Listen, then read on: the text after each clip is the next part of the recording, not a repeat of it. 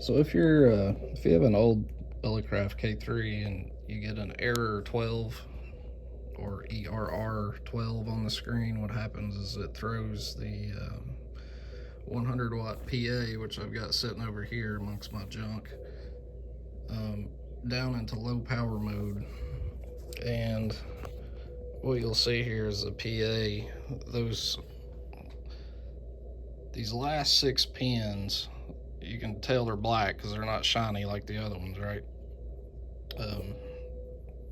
Trying to touch it with my finger over here on this side.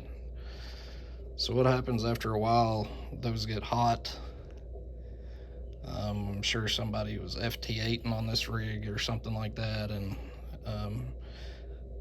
it's just not enough to handle, that, which is a very poor design on Elecraft, and I'm sure they caught it, but this is kind of your early model runs. And they have a way you can replace those with gold pins, but if you look at the back of the PCB, it's a freaking, I don't know, like it. You can do that or you can do it this way, right? So I went online because apparently this is a common issue. What you want to do is you want to take your top off. You got, I don't know how many screws and one in the middle. Take it off, right? Unplug your speaker. Your PA is going to be sitting in here like this, and it's going to have 3 screws, one there in the top left, 2 in the bottom here. Take those out and set them aside. If you look at the PA board, this has actually 2 of these. One, and I took one out. There was two leads that goes to this breaker. This breaker right here. One goes to the bottom, one goes to the top. And what we're trying to do here, according to Elecraft, is bypass these pins altogether, because they're notorious for having issues. So you're gonna have to take off. So unplug these fans, okay? You're gonna have a nice 1, 2, there's 3, 4, 5, and this pops out where you can actually access the PCB.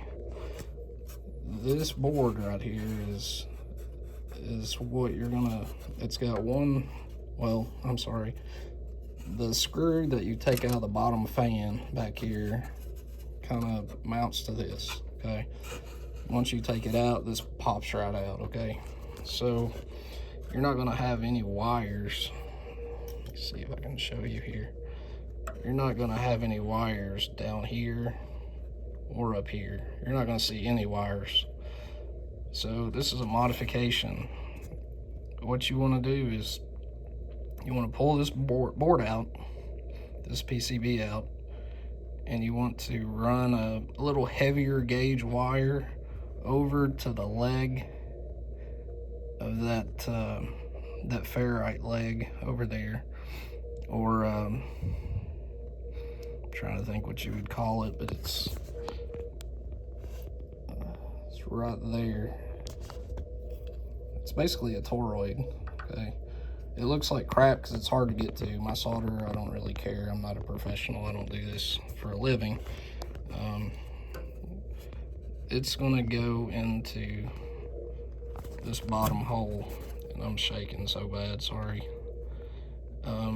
So what you're gonna do on the PA, right? If you're looking at it, you're gonna have 2 wires coming out with these spade plugs on them. You're gonna desolder the very top left one if you're looking at the board, and you're going to resolder it onto the top of this board, right? And what you're gonna do, you can let it hang or whatever until you put the fans back on, and you got this breaker here. And then it's a breaker, it goes both ways, so you can put it on top or bottom, but I'm gonna put it on the bottom, and then when I put the PA board back in here, it kind of fits kind of snug in there.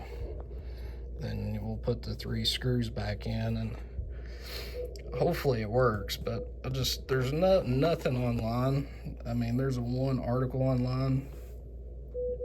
If you Google Elecraft K3 ERR 12V, which is the error code 12 volts, you'll see this, where this guy added this modification. So you don't have to take out your tuner, which is over here. You don't have to take any of this stuff out, just this board and the PA, which is the 100-watt PA. Because remember, this radio is basically a 12-watt radio until you add the PA. I mean, that's Elecraft. They want you to buy freaking knobs and buttons and all that separately, which is, you know, whatever. That's them. It does make it kind of handy to do this if you had to do it in the field. If you had a soldering gun or like a soldering iron there, you could do this fairly easily, but not many people know about it. So what I'm going to do now is I'm going to go ahead and put this the 100-watt PA back in, get it hooked up to the breaker, check and see if it works, and also look at your power poles here and clean them.